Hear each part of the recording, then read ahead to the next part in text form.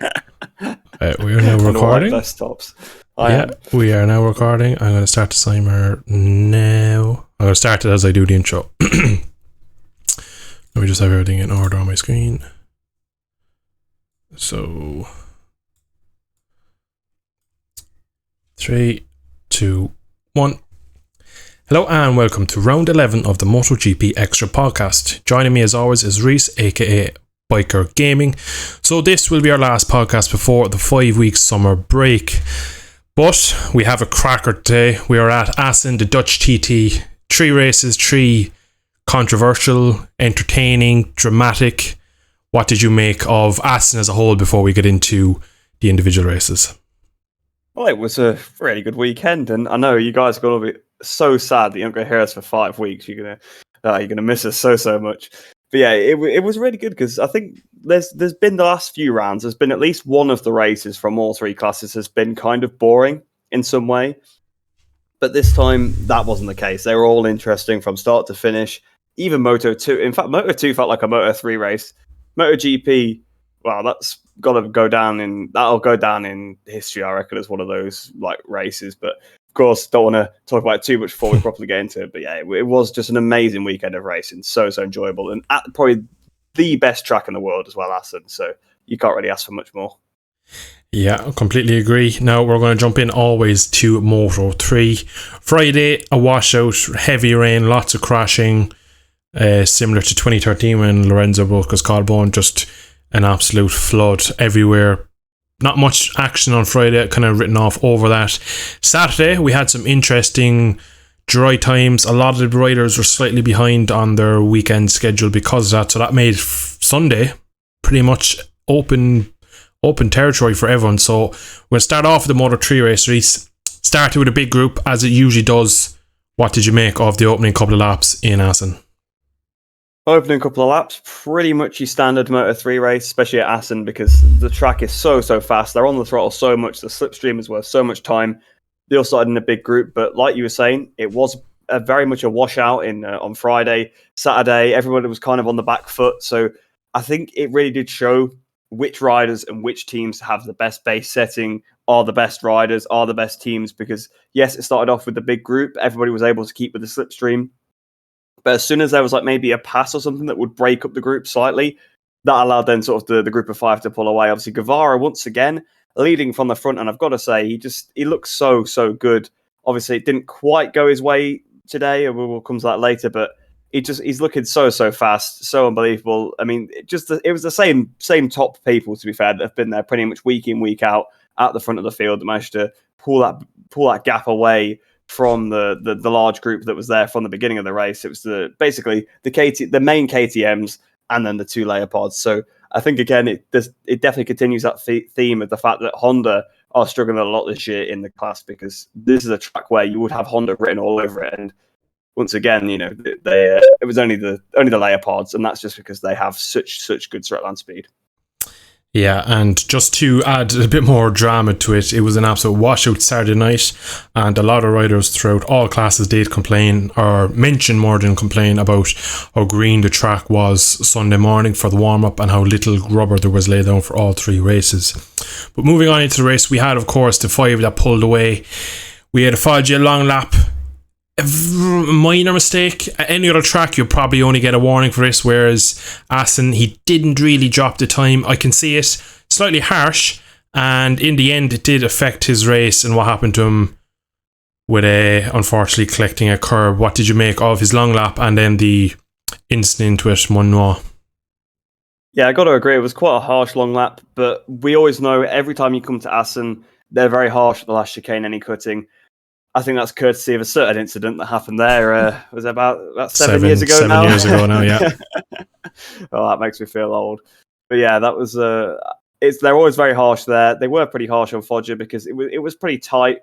But he didn't do what he was supposed to do. You are supposed to drop a bit of time or lose a couple of places, and he didn't do either of those. So that's why he got the penalty. So yeah, a bit harsh, but those are the rules. So that's how it works. And of course, that actually led to his demise in the end, didn't it? he was having a battle. Was it Munoz that had put the pass on him? And, it was, because he was the one that started the whole charades of crashes. Yeah, I gotta say, Munoz, he is impressing me. Obviously, he did make a bit of a mistake on that last lap, but he looked very good. Up until that point, I kept thinking that, considering how young he is, he's been aggressive but very fair. But yeah, it was it went wrong for Foggia there. Obviously, he ran a bit wide. He probably could have kept on the track, to be honest. But again, wild kid coming up the inside. You're technically, I guess, still fighting for the championship. You are going to be a bit careful. And yeah, he crashed over the curb. And to be honest, that's not really Foggia's fault. I think that probably needs to be looked at, actually, because we also saw a similar thing later on, which obviously we'll come on to later. But it was, it's a bit too steep. There's too much of a drop there. It should be a bit more of a sloped, like, that you shouldn't be able to drop off the edge of a curb. I don't know if we've mentioned it in the past, but it has been issues at other tracks previously. I think Misano is quite bad for it on some of the corners, like the curbs, you just drop straight off them, and that is quite dangerous. There's a reason why the green is there in the tarmac runoff. Yes, you're not supposed to go on it, but it's there to stop you falling off, and the curb needs to be pretty flush with that. So that's something I reckon they'll talk about on the safety commission, because that was really unfortunate for Foggia, because at any other track he would 100% got away with that, but just because the curb the way it was just threw him off. And I got to say, that has got to be the end of Foggia's title campaign. I believe I said that last time he fell off as well, but really that is it now. There's no way he's winning this championship. The two Gas guys look so strong. You've got Messia there a lot of the time as well. So he's got to make a lot of points to a lot of people. It's not like it's a 1v1 like last year with Acosta, and Acosta started to sort of choke towards the end of the season. I think this is it for Foggia, and he might have to end up sticking in Moto3 for another season, try and take that championship again. Although, to be honest, I don't think there's really going to be a lot of changes for next year anyway in terms of riders. So he's got another shot next year. I think he's just going to focus on trying to maybe get some race wins now for the rest of the season. But I reckon his title charge is over. Yeah, I agree with some aspects. I'll get to the bits in a minute I don't agree. I agree that his championship was over. I think we've been saying that every week he crashes. We said it Mugello. We've said it every week. Oh, yeah, it's done now, this, that, and the other. It's halfway through the season, and he's not really shown anything of what he showed last year. He shows it on Friday and Saturday, can't do it on the Sunday for whatever reason. Going to the curb, actually, sorry, I will say that I do believe Moto3 will pretty much stay the same for next year. We'll have a couple probably come up from CIV and from Red Bull rookies, but there won't be many move up to Moto2. If you think like the front 3 or 4, most of them are pretty young. With a couple of older riders might move up, but there won't be any of the top 4, maybe you'd say, will move up, I reckon. So it'll be pretty much same riders on pretty much the same equipment next year. Now, going back to Foggia's incident with Munoz, I wholeheartedly agree the curb, it's a step. It shouldn't be that way. No, I agree it shouldn't be completely flush or flat. I believe a small kind of a step, but that was like a curb on the side of a footpath, like pavement size. Like, he got such airtime when side it was a pretty ugly crash. But I also believe it was his fault for the crash, and I'll explain this now. In MotoGP, we saw Fabio have the exact same kind of incident where he kind of went deep, he sat it up, squared it off on a curb, and lost time to the rider in front. Moto3 is all about momentum. I guarantee Foggia was thinking, right, I've been pushed wide here. If I try and sit this up and square it off, I'm going to lose more time. I'm going to go off track, come back on, use the excuse I was pushed, and then unfortunately as he rejoined, he had the moment. I think it was more Foggia's fault for the crash because of that. The move from Munoz wasn't anything crazy, as we saw later in the race, but I would put a bit more blame on Foggia thinking of trying to, for want of a better phrase, cheat the system by saying, oh, well, I was pushed, but I also pinned it, ran off track, ran back on track to use the momentum of the off track to kind of lunge back up next corner or stay right there for the slipstream out of the hairpin. So if he squares off, loses an extra 2/10, he's still in the race, whereas running off track, he obviously didn't, like we saw later with Sam as we get to, he took a lot more care as other riders did afterwards. But for me, it was a bit naive that he went off track and thought he could come back that quickly. He was trying to use it as a bit of a cheat, and that's the way I look at it. It'll be interesting to see what you think of that opinion. Yeah, I gotta say that is a fair argument. He was obviously trying to keep the advantage. I mean, he could have stayed off the track longer and come back on where the curb is less raced as well if he wanted to, just actually get back on the track, or he could have squared it off on the curb. We obviously saw a bit of an incident at that same corner in World Superbikes. It was a completely different type of incident, but again, it was to do with whether you stay on the curb or whether you actually just run off the track. And I guess Foggia made the wrong decision on this occasion. But yeah, I'd say that is a fair argument. I hadn't really considered that, but yeah, it probably. I still lean towards the fact that it shouldn't have crashed for that. It shouldn't be like that. But yeah, it should. The issue shouldn't have happened in the first place. I agree. Yeah, I think we both agree now. But moving on swiftly, and we're going to move on from a brilliant and a day that has finally come. Ayumu Sasaki getting a win. He was on pole. He was injured. We didn't know if he could do it. He should have done it weeks and months ago. Crazy Boy finally gets his first win. What did you make of his performance in Assen? Well, things finally came together for him, and I'm very, very happy for him. He's been there or thereabouts. He's looked really good this season, almost a different rider. I mean, we've seen glimpses in the past in his Tech 3 days. You know, he was there or thereabouts some weekends. Him and Onchu would often come from a bit further back, and you'd be like, oh, it's the Tech 3 boys again, causing some trouble at the front. But yeah, he's been really good this year, right from the start, right in Qatar. I mean, think back to the heartbreak of Qatar. It seems like such a long time ago now, how he was so far out in front. He'd got that race won. He was miles clear. But then obviously he had that issue where, you know, did we get to the conclusion it was like a mechanical problem that caused him to sort of high side a little bit? He broke his fairing, and then that was race over for him, sadly. That's obviously one occasion. Le Mans as well comes to mind. He was leading right until like the last corner. He didn't go defensive enough and lost the win. So it's finally come together for him. The chips fell his way on the final lap because he's had the pace all year to win. And in Moto3, if you are good enough, you get to a point where, all right, yes, the top riders do win more because they place themselves in a better position on the final lap. But there is an element of luck to it. Sasaki tends to get pretty unlucky, and actually on this occasion, he got pretty lucky with how it played out for him. So yeah, finally coming Sasaki's way. Really, really happy for him. Really, really deserved. And yeah, like I said, he's been showing the pace for a while, so it's good that he's finally got that win, and he's got the monkey off his back now. Yeah, he's such a unique riding style in Moto3, so small, and he carries so much corner speed that I reckon, obviously he had the bad crash Mugello, I reckon that would have been another chance for him to win. High corner speed, flow, he's very wheels in line, he's very, very good to watch, and he's interesting to see how he gets on. Now that he has the monkey off the back, like you said, can he push on? Can he pretty much do what we thought Foggia would do, which is build on, if he can put a good series of races together for the last 9, and then come back next year and kind of put a title challenge in.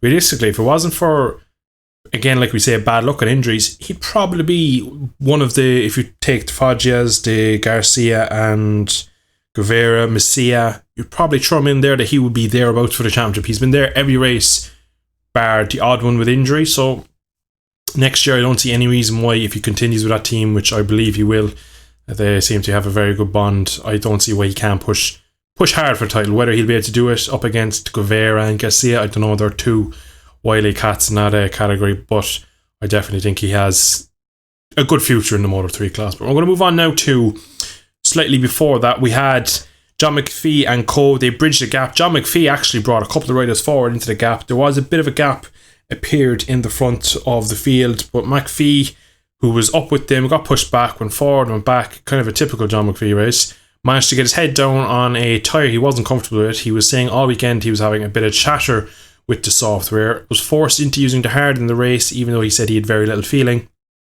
And was actually set the fastest ever Moto3 lap around there. So obviously wasn't riding too bad overall. Managed to bridge a gap. And then unfortunately we had the last lap where, well, Rhys, I'll let you take away what happened with the last lap.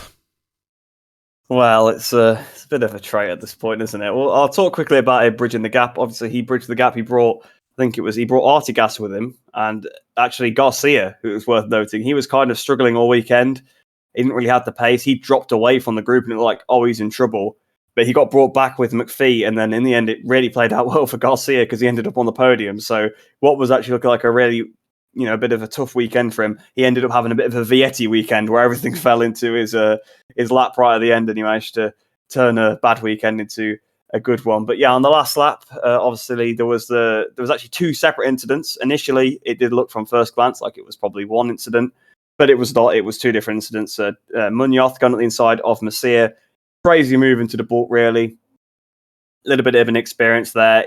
like I was saying earlier, he's been quite impressive to me because he's been pulling aggressive passes, but it's never been something I think that's over the line. It never looks like he's going to crash underneath someone. It's just aggressive but fair, a little bit like Garcia in that aspect. But this occasion, he pushed it a bit too hard, completely wiped out Masia, and then John McPhee just sort of crashed in sympathy. It kind of looked like he got took out initially, but when you see it back, he was nowhere near them. So, yeah, John McPhee crashing on the last lap or crashing in the front groove is something we've come to expect.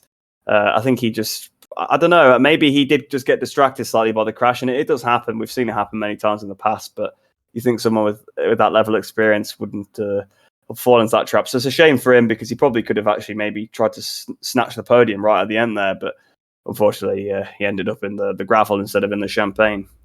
Yeah, it's actually, I've watched this back a few times because I also had the same thought, maybe he was right behind them and kind of just, it was a reflex, but he actually was behind Guevara, and Guevara was taking a wider line, probably maybe trying to set himself up for the run to the line, and it happens right in front of him. He has a small kind of, you can kind of see he just sits himself, his body up on the bike kind of as a bobble, but McPhee actually wasn't that close, so I put more blame on, I don't think it was much to do with the crash. Now, of course, you can say maybe he was going, oh, geez, that's an aggressive move. Maybe I can get up the inside and just release the brake a bit too early. 1 mile an hour, 1 extra degree of lean, and that was a crash. Maybe it could have been that. It's like a top level motorsport. It's these fine details that can be between ending in the gravel in the last lap and getting a podium.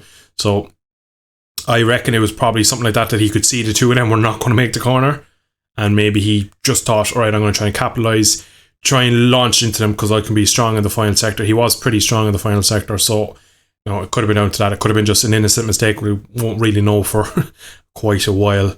But that pretty much covers Moto 3. It was a long race. It flew by in a flash, bashing people, crashing, racing, everything had it all really. It was a great race. But we're going to move on to Moto 2 now, which usually is a shorter segment in our podcast. Usually there's, we talk about the winner, we talk about that guy that shouldn't have won and all this, but we actually have a pretty interesting Moto 2 race. I really enjoyed it.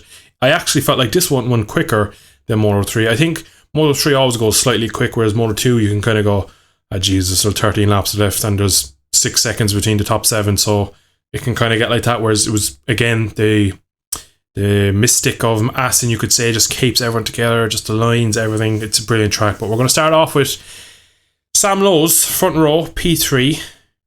Didn't get the best start, but then had a weird turn 1.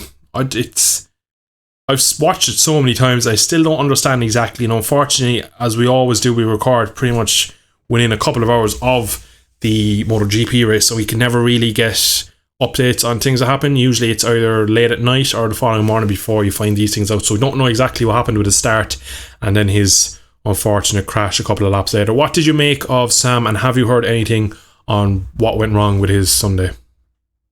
It was a bit of a weird one. His actual initial launch was pretty good, actually, which was something he struggled with in the past, but lately he's actually been quite good at. He definitely worked on that. His initial launch was fine. He was going down towards the first corner.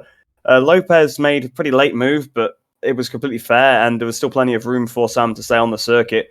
He seemed to just sit up and overreact. I'm not sure whether maybe he hit a neutral or something because he got distracted. I don't know, because it was so strange. He just sat up and went completely straight. Like when, it was an aggressive pass up his inside. And he did have to sit up a little bit to not get hit, but he didn't need to sit up to the degree he did. And he also didn't need to leave the circuit in the way he did. And then even when he left the track, he was going really slow on the tarmac and didn't sort of rejoin immediately, which, yes, I know, probably he saw what happened to Foggia and also didn't want to rejoin into a pack dangerously, which, again, fair enough and quite admirable, but he seemed to take it excessively, so he probably could have sort of just rejoined on the outside and sort of shuffled his way through a little bit instead of going all the way to the back of the grid. And then, of course, he made a couple of positions and he ended up crashing. They did show him very briefly, and I thought he looked really slow. Because I was kind of expected that he might end up crashing, trying to come through the pack, but he looked slow when they showed him, I thought. And then 2 corners later, he was down. So really bizarre. I've not heard anything. I did watch Checkered Flag. They didn't go and talk to him because I don't think I think they knew he probably wouldn't want to be bothered, so they didn't bother going to talk to him because he'd had obviously another bad weekend. So not sure what happened. Maybe it was a bike mechanical, but that's probably just being a bit, just trying to give him a bit of a get out of jail free card there, because it it was so bizarre. Like I don't really understand what he was doing if it wasn't a failure. But even still, he crashed on his own accord anyway. Whatever happened, I assume we hadn't seen the crash, but yeah, he would have probably come straight out and said it was a failure if it was a failure that caused the crash. So yeah, just I mean, it's another weird incident for Sam Lowes. They always seem to happen to him. Yeah, it's exactly that. No, you made a great point actually about the potential false neutral. Sam has been probably the most affected by these. For whatever he rides, he seems to get them a lot. He doesn't get them frequently, but he gets them more frequently than everyone else. And now that I kind of play it back in my head, yeah, you could say he got a false neutral and just decided that, right, I'm not going to make this corner, I'm going to just run it on, because he's not in deep. He's not, like, the pass is a turn one, lap one pass. It's someone goes to the inside. It's kind of what you expect is something that you'd get in every other racing. It wasn't like a dive bomb like Tatai in Sachsenring. It was just a regular, got the run, I'm going to just brake when you do, I'm going to match you into turn one, I'm going to take your position. But he just didn't tip in, and the way he ran on, the more I think about, the more false neutral is a high possibility if he didn't have another issue with the bike, of course. But it was I believe had to be some sort of bike issue. Like, I can't see why he wouldn't just tip in, because he hadn't, like, nowhere, there was nothing wrong with his run to the turn one. He didn't brake stupidly late. You know when riders brake stupidly late, because you can see them gaining on everyone else or pulling out in front of everyone else, and there was nothing like that. So it's, again, until we find out from the horse's mouth, it's going to be speculation of rider error or some sort of bike mechanical. But right now, judging just by the way the bike kind of runs on, a false neutral would be a fairly good shout there, in fairness. We're going to move on now to a big group at the front. We had 8 riders in that, and a certain Lopez, who was the one that passed Sam into turn one, had the lead for a while. Then we have battling at the front with Augusto Fernandez. Shorter was leading, and then he wasn't leading. What did you make of the kind of opening couple of laps after it all settled down and the top 8 kind of started to pull on the rest of the field? It was just super interesting to see such a big pack. I was just thinking, what is going on here? I kind of have a bit of a feeling that I think Schrotter had got to the front. I think Schrotter maybe was kind of holding everybody else back a little bit, and then he crashed. So it kind of makes sense. I think maybe he probably didn't quite have the pace of the other guys, was really pushing on, ended up just crashing. It's such an easy crash to do at the Strubman as well. It's just so easy to fold the front there, and he just slid out, and you could tell he's been a little bit better the last few races, to be honest, Schrotter. He's always been a guy that's there or thereabouts in the top 10. You know, the Germans, they always perform well at Sachsenring, but also here at Assen, he seems to, maybe he's found something with the bike, so it's nice to see. But unfortunately, he did crash from the lead. I'm sure he'll be back in the next race. And it was quite impressive to see how he overtook Lopez and how he was leading the pack, but I think he was potentially holding them back. But it was such a big group. It obviously had the 2 gas bikes in there as well, so Aspa already performing in both classes now. Obviously, they've been really fast in Moto3 the last couple of years. Moto2, they've kind of been there. Like Canet was there last year on the speed up. Arenas didn't really do a lot last year. But then this year, Dixon and Arenas have both been very, very fast. So it's the gas team doing very well there. There was the IO bike, obviously the only IO bikes. It's probably worth noting, we haven't even mentioned it at all, that Pedro Acosta wasn't here because he broke his leg during a motocross crash in training. So that was a main contender out. Aaron Canet was also out of the race.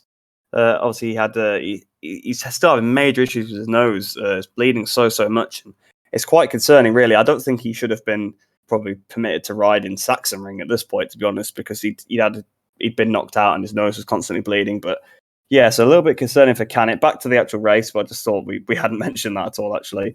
It was a really strange group because they were kind of all sat there. It wasn't like a proper Moto3 scrap. It was a bit more of a controlled Moto2 scrap at the beginning, but it spiced up a little bit. Once Schrotter kind of crashed, people were kind of getting a little bit more ready to make some moves. Obviously, Lopez was putting some harsh moves in because he dropped back and then came back through again and then dropped back again. Dixon and Arenas were going at it a little bit. Those two don't really get on. They're obviously trying to be top dog in the team. So yeah, it was a nice little fight. Not quite Moto3 level, but much better than usually get to Moto2.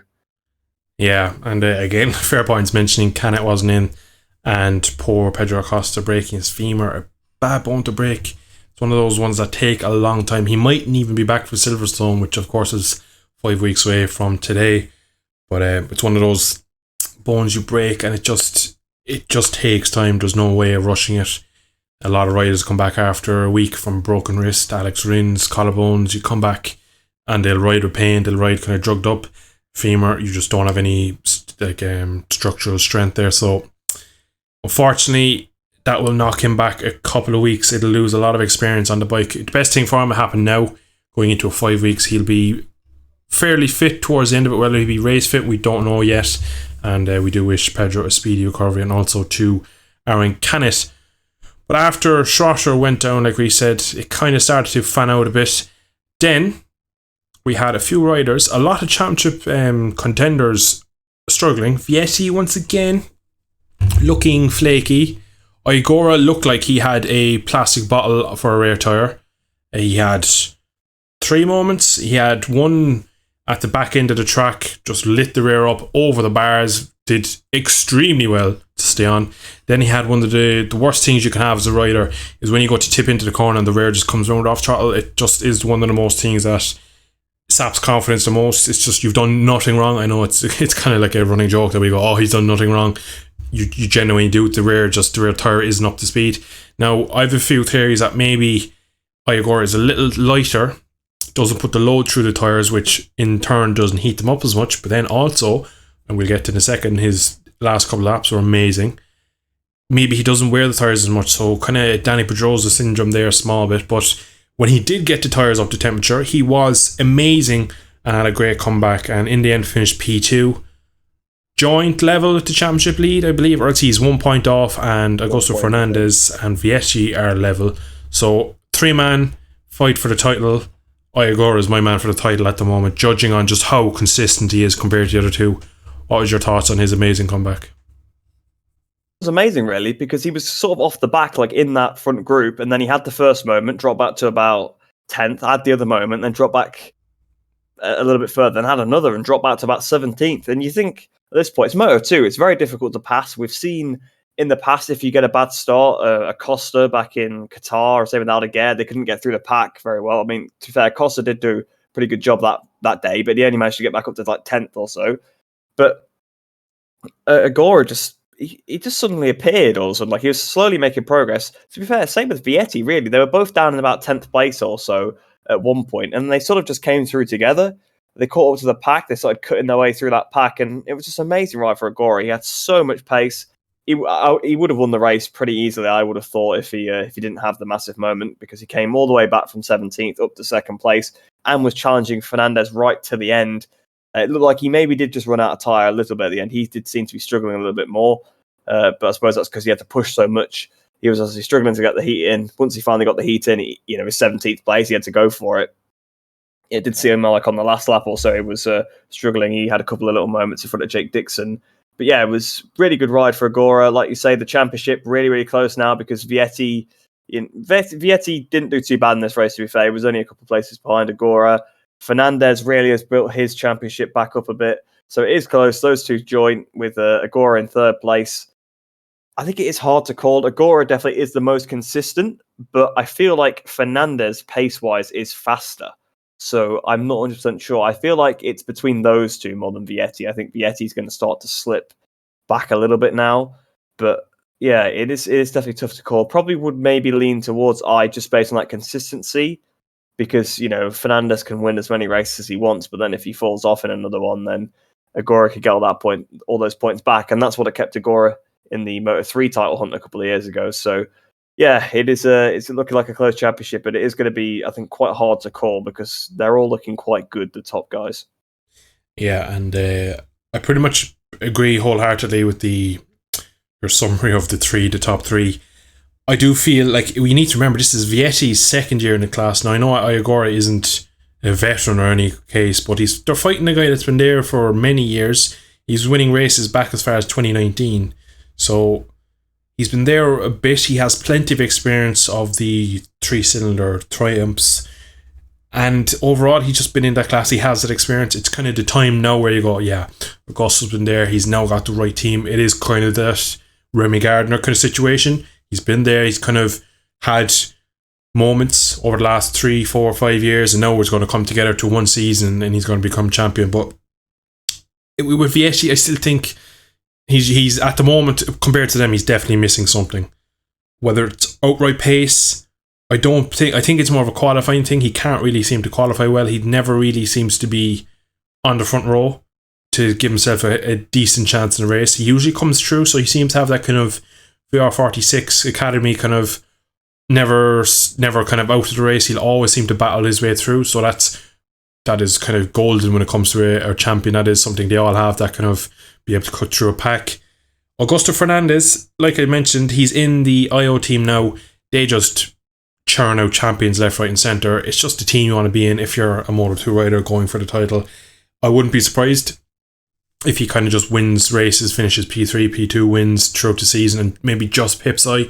Right now, judging on how quick and how consistent, he's just a little emperor. He's just so good, and just his riding style is so good. The amount of saves he has, and then not to forget that we will be going to Asia, so you'd expect him to have a couple of good races towards his region of the world. So at the moment, I'm going to put it just slightly to I, but I would not be surprised at all if Fernandez just goes on and run now. But Vietti, for me, will need a change of fortunes. Right now, we are going to move over now to MotoGP, to the big one. At this point of the day, just before the race, we were all kind of wondering, will this stand up to the Moto3 race? We had a brilliant Moto3 race, we had a brilliant Moto2 race, and we were kind of going, maybe MotoGP could be boring. Could Fabio get the whole shot? Could he clear off? Thankfully, we were all wrong. Maybe 20 minutes before the race started, we were hearing of spits of rain in the paddock and out the back end of the track, which usually seems to always rain at for some reason. It's never really the first sector, it's always the last sector. If you cast your memory back to 2017, Valentino's last win, very similar conditions, rain half the track, and again, it was just that back sector, wherever that little climate is there, it seems to rain. So we were hearing that. Now, it was, of course, declared a dry race. And the opening couple of laps, it settled into Pecco, Aleix and Fabio until Fabio's first error of the season. And I must apologise to Fabio, because all season long we've been saying we don't know who's going to win this. We don't know. We can't really put a name in. Before, or in the last podcast, I should say, I pretty much nailed on that he'd win it, and he crashed twice in the one race. What did you make of the start of the race and Fabio's huge error? Yeah, so the start of the race was fairly standard. Obviously, Bagnaia got a really good start, so he learnt from his mistake from the last couple of races, really. Obviously, Sachsenring and Catalonia, really was him not quite getting the launch is what cost him. He managed to beat Fabio into turn one, and then Fabio ran a little bit wide through turn one also, which allowed Aleix and Martin through. Fabio immediately got back past Martin, got briefly back in front of Aleix through the Strubben, but then Aleix fought back quite aggressively through the is it the Mandavine or the Veenslang? I cannot remember the corner names, but yeah, the Veenslang, there you go. It was that corner, went back up the inside, got back in front of Fabio, and then it just sort of settled down a little bit, you know, how it does first few laps. And then Bagnaia had about a second at the end of the first lap, but Aleix and Fabio were both sort of reeling him in. And then Fabio set the fastest lap of the race, closed up a lot to Aleix. He was in a position to, from the onboard cam, it looked like, all right, he's going to go up the inside to Strubben here. And he did. And the next thing, it cuts away from that. Fabio's on the floor, skittling into Aleix. Aleix is going through the gravel, and everyone is surprised because Fabio Quartararo doesn't make mistakes. He doesn't do rash passes at the start of races that cause them to fall off. But this time, it was so weird. It's one of those things where on the onboard camera, it looked like a complete, he looked close enough. Like, it was kind of like, that's going to be a bit harsh because, Aleix actually got a very good run sort of out of the last part of the right, which put him a little bit further in front than Fabio probably thought.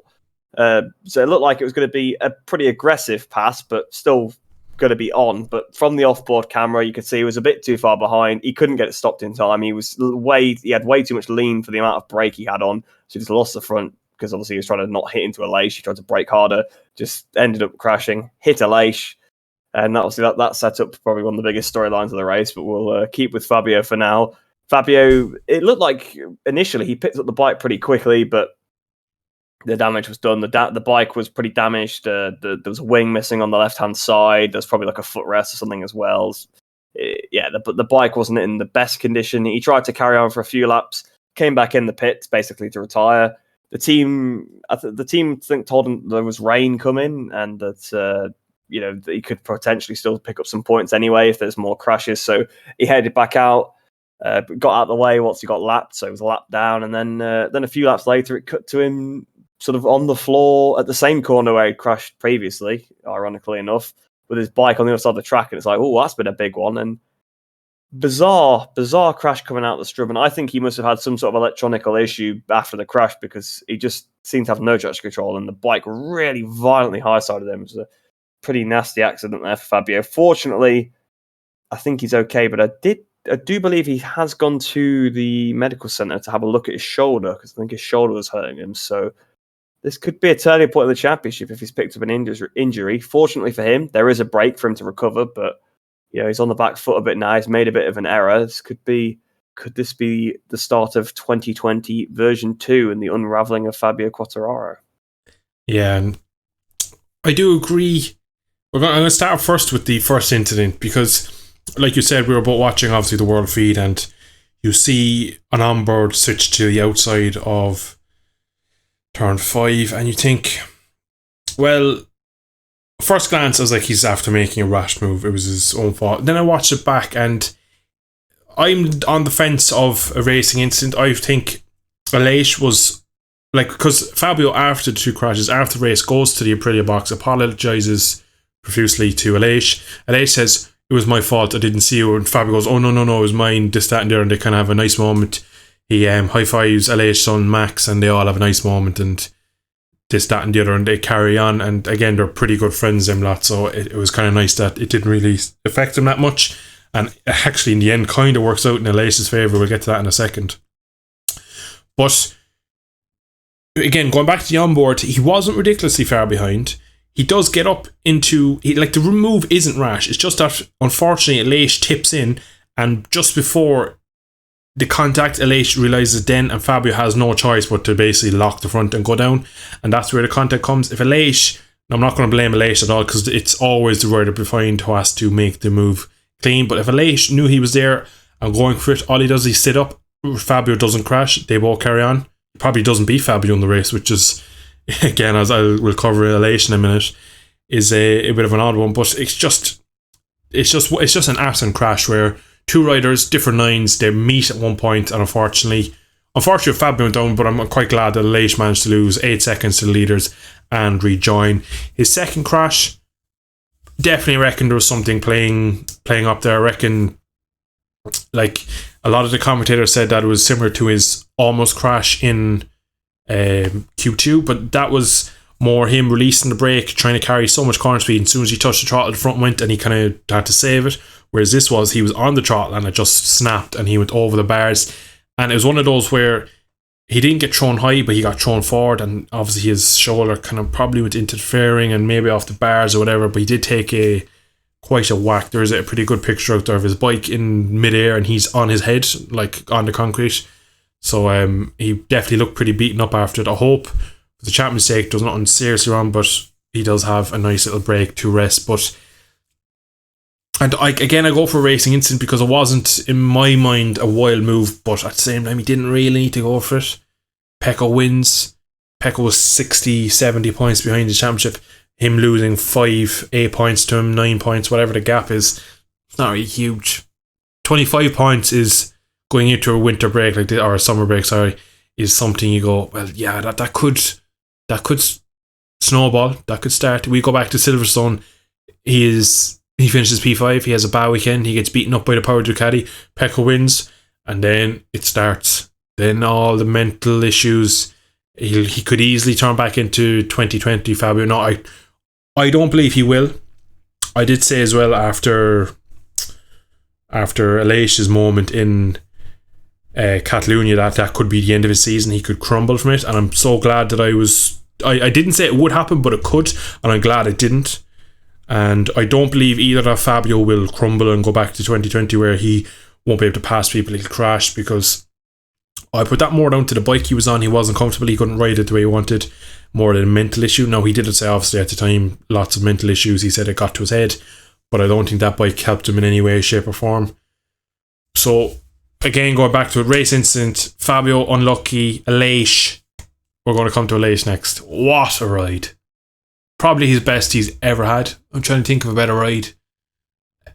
Best in the dry. He had a special race in Aragon back on the Forward Jama racing Cal for the podium. But, that was just... It was Rossi 2003 Phillip Island. It was Rossi 2003 Catalunya. It was Marc Marquez 2012 Valencia. You go back to the back, you have series pace, you bite the screen until you cross the line and the finish. It was just so stunning, and it was so good to see, because Neil Hodgson made a great point in time. He goes, we're going to see, he kind of predicted it, because Aleix went half a second quicker than anyone else on the next lap when he had a bit of clear track, and he said we're going to see Aleix's best ever his best ever GP performance, and we did. And I'm so happy for him. Rhys, what do you make? I'm going to finally end my tangent, but what did you make of Aleix's... What did you make of the incident? Did you think it was sold down to Fabio? Did you reckon Aleix could have done slightly better? And what did you make of his whole comeback, the passing, the last chicane, the celebrations, everything? Well, it is worth noting that Fabio has a long lap for Silverstone for the crash. Does he? Yeah, I did not know that. Yeah, they've penalised him. So, interesting. I mean, we can't exactly say, Stewart said it, so it must be right, because I think we know the opinions on that. But it does seem like, at least for that, and to be fair, in terms of collisions, they do tend to get the decisions right. Sometimes they just decide not to make them, like they did with Nakagami. But when they actually make a decision on a collision, usually it's the right guy is usually penalised for it. Like I was saying before, I think it probably was Fabio's fault, to be honest. Aleix picked up as soon as he could, and as you know, you can't pick up too quickly when someone's inside. But yeah, he picked up as soon as he could, as you said as well. Responsibility of the rider behind to make the pass clean. They were both very wide; they weren't really that close to the apex. So yeah, I'd say it's Fabio's move. Obviously, he got the penalty. Aleix, he apologised saying he didn't see him, but I'd imagine at that point it was straight after the race. Aleix probably still hasn't seen it back yet, so he's only remembering it from when he experienced it at the time, and that would have been his shock. Oh, Fabio's at the inside, and then Fabio's crashed. He probably wouldn't think, oh, that was a rash move, because he probably wouldn't assume that from Fabio. So that's probably worth noting there. But yeah, Neil Hodgson did call it perfectly, saying we were going to see the best race of Aleix's career, and it definitely was. He was on it, his pace was on it, his moves were decisive. He started off a little slow, I thought. I think he struggled to sort of pass Rins, and who else was in that battle? There was on the right, I think it was a Di Antonio. I think he took a couple of laps to pass those two. But then once he did that, he seemed like he'd sort of found his places where he was quicker than other people. And then once he got the clean air, because he kind of came back on the track like right behind those guys, once he had the clean air, he could get into his own momentum. And that sometimes is enough to carry you forward. If you're so much faster, you just keep sticking to your lines. You get to behind a guy, you just open the throttle a bit more, pass him. And his moves were fantastic. He was closing on that lead group the whole time. I didn't even think he was probably going to get past Martin on the penultimate lap. I didn't think he had enough. All of a sudden, he was then in front of Martin, starting the last lap.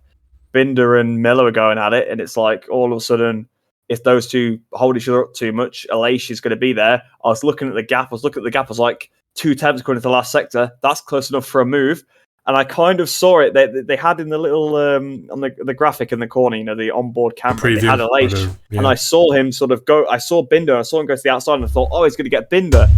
And then all of a sudden, you see in the background, he's coming through the chicane. He's got them both. It's like, what is this? It shows the replay. What a pass! So Binder was trying to go for a pass on Miller, and Aleix just went past the pair of them, completely outclassed them because he didn't even run wide. He just genuinely broke that much later than them on a tighter line. It was amazing. Jack Miller wasn't too happy about it, because he got pushed off the track a bit. But Jack Miller was dive bombing Aleix Espargaro in the first corner last week, so he can't really moan about someone dive bombing him.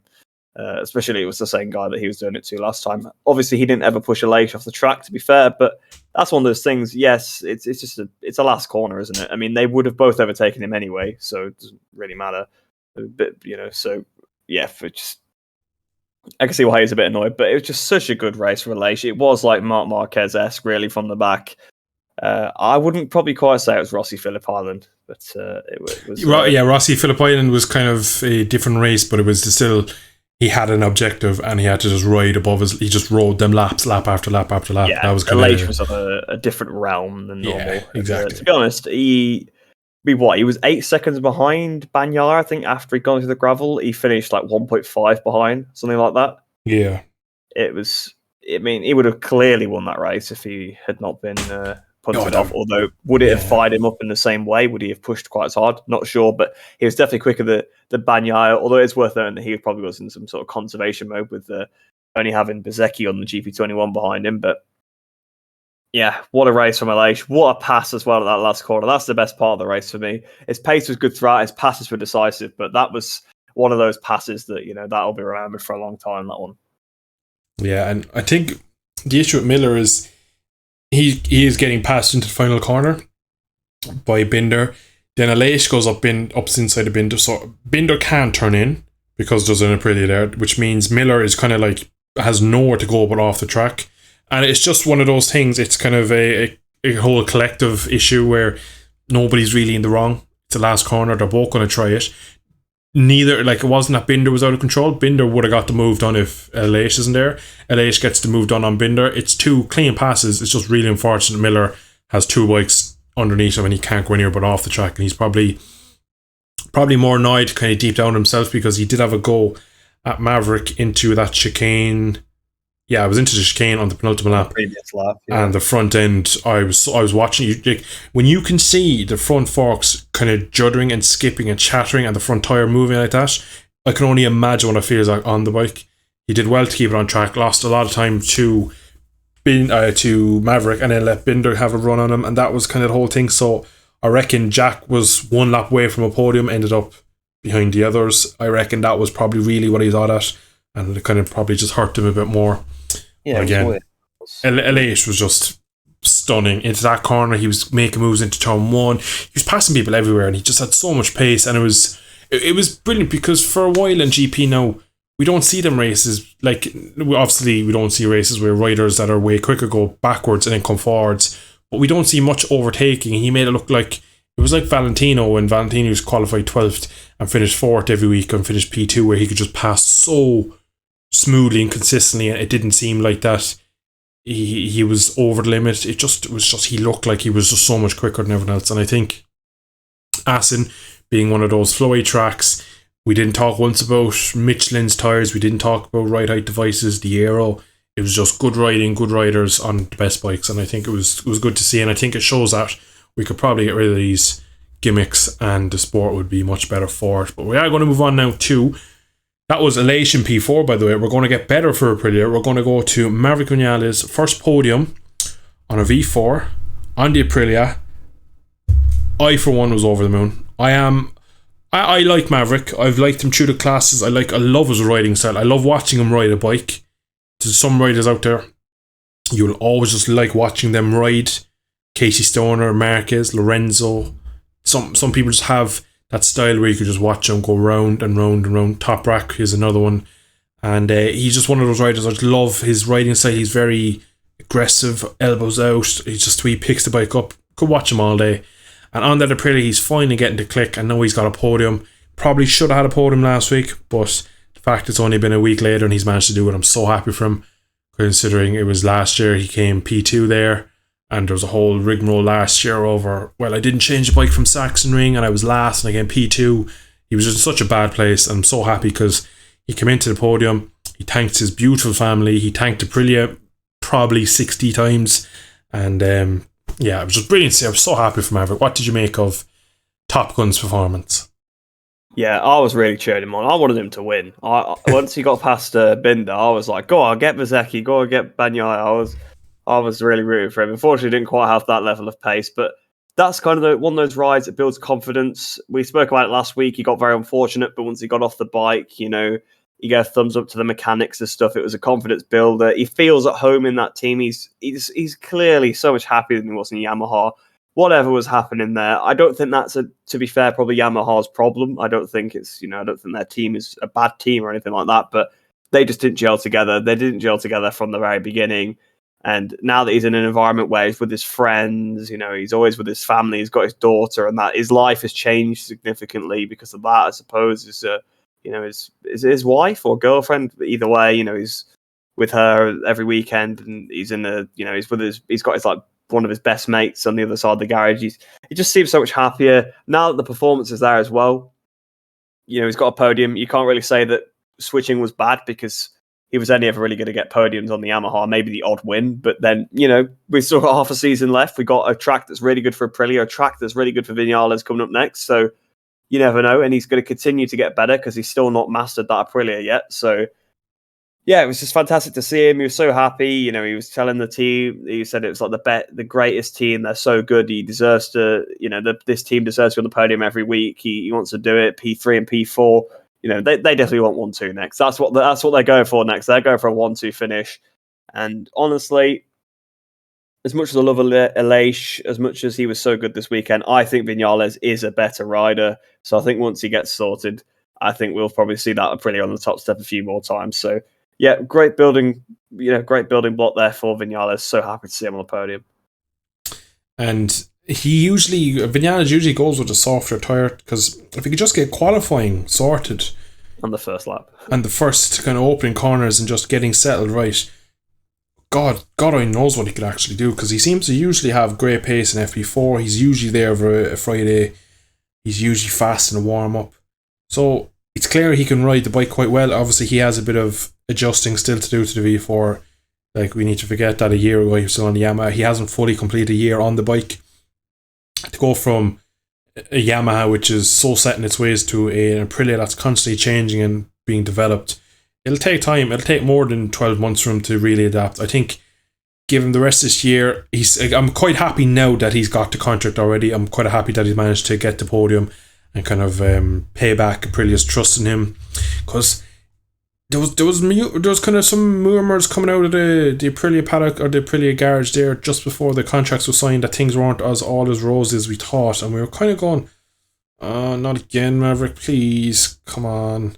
And then they signed a contract to re-sign him, and we were kind of, I personally was kind of going, ooh, they must see something outside of free practice 1, 2, 3, 4, 5 in the race. They must see something else other than the on track, maybe in the data or something. Just something that's there that we can't see, that they believe in him. And probably should have been a podium last week out. If not, he would have got a top 5. Brilliant result for him. Again, he came in, he didn't seem happy, obviously, but he was appreciative of the hard work from his team, the mechanics, and of the project they're building. And I think it's coming together for Maverick, and that podium wasn't a weird race, it wasn't a wet race, it was genuine pace. He had to pass people for it. He had to get there. It was a race that he genuinely was there because of his pace, and it's great to see. And as you mentioned, Silverstone next, track he won in 2016, his first ever win there. I was at that race. He cleared off. Nobody could touch him. So maybe this could be the start of something special for Maverick. But we'll go on now to someone else who's got their first podium on a new bike. Bez, VR46 first podium. They've had a front row. They've had bits of everything, but now they have their first. They're only missing now a race win, and it's only been their 10th race, so or 11th including this one. He is growing in stature every week. He's one of those riders, you could say, never amazing in the lower categories. He went close in Moto 3 to a title. He went close to Moto 2, but he was never one of those standard riders that you go, he's a Jorge Martin, he's a Joan Mir, he's a Fabio Quartararo. He wasn't one of those. He came through and has developed into a very, very good MotoGP rider, and a Ducati around Assen. That is a fair stint, and again, I was delighted from it. It kind of all comes back together. Rossi has been most dominant over the years at Assen. His last win was at Assen, and his team's first podium, of course, had to come here. It was a bit special. What did you make of VR46 weekend, and especially Bez's podium? The team has really been on the up, hasn't it, the last couple of races? It's actually been Marini that's been a good run of form. I think he had like 3 top 5s in a row. 3 top 6s in a row, sorry, I think. And he almost got the podium in Sachsenring, but obviously, unfortunately for him, it's Bezzecchi that's got it this week. On the older bike as well, so the older bike still seems to be somewhat working.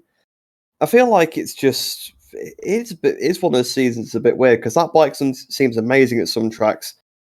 Sometimes it doesn't seem so good, but Bezzecchi has been the fastest rookie all year. He's crashed a lot, but he's also been really fast. It's kind of the Marquez strategy almost. And yeah, it was really nice to see him up on the podium. Really good for Rossi. 1-2 really for the Rossi camp, with Bagnaia first and himself in second. So good for them. I mean, yeah, I guess technically this is the VR46's first season, but they did kind of were in it last year with having like that deal with the sponsor armor, and that's the sort of the team they've bought. I imagine some of the staff transferred across on that, but yeah, it was good to see them up there. They seem to really be finding a lot of form. Ducati really seem to have some a lot of young talent. I know that Bezzecchi is brought there through the Rossi side rather than the Ducati side, but I would be very surprised if we don't see him on a Ducati contract for next year or in future, just to try and keep him within the factory. And in terms of the equipment next year as well, they're going to have is going to be a bit of a predicament. I would say at the minute you would give Bezzecchi the factory bike and let Marini have what's left. So a really good podium for Bezzecchi there. Second place as well, not a third place. So straight up there, and it did look like he could challenge for the win at one point, but he didn't quite have that pace. Yeah, absolutely. Like, he kind of actually, there was so much drama with, we were all watching what Fabio could do, and then he crashed the second time, and we're like, yeah, it's the end of his race. We're all watching Aleix come through. Bezzecchi was kind of like under the radar. He was P2 and we were kind of just okay with that, and then you realise, like, with 3 laps to go, like, he's a rookie. If this was like a couple of years ago, you'd be like crossing everything and hoping he doesn't make a mistake, but he looked like he was like his 5th, 6th season. He was just bringing home a race. He looked like Zarco in Sachsenring. He just seemed steady, smooth, was quick, was consistent. There was no big mistakes. He didn't run off. There wasn't any warnings. He was just nailed that race, and he was so good. And it was just brilliant to see. But we are going to move on now to the other VR46 Academy. Technically, he's not actually in the team. Pecco led into turn 1, led out of the last corner, 25 points. Is he back in the title chase? No. To put it bluntly, no. Because you were saying earlier about how Fabio didn't need to do it because Pecco was like 60, 70 points behind. Pecco is now 60, 70 points behind, even after this. Before that, he was like 90 points behind. So right. It was the commentators, they were all saying, oh, is this Pecco coming back? He's still like 66 points behind. Yes, if Fabio crashes like 3 more times, then yeah, maybe. But I can't see that happening. So if you ask me, no.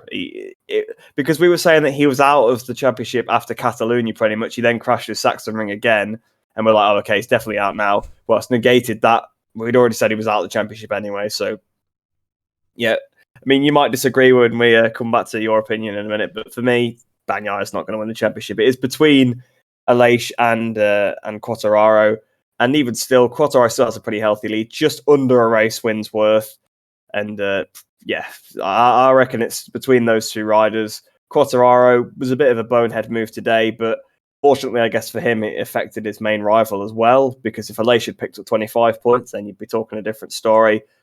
But yeah, I reckon those 2 could still go at it. There's not that many points between those 2, and if Aleix has some good races, Fabio has some good races, I reckon those 2 could go right down to the wire with the championship, because the gap is now under a race wins worth. But nah, Pecco's too far behind. I'm pretty sure he's still behind Zarco in the championship. No one's talking about Zarco being in the championship, are they? So yeah.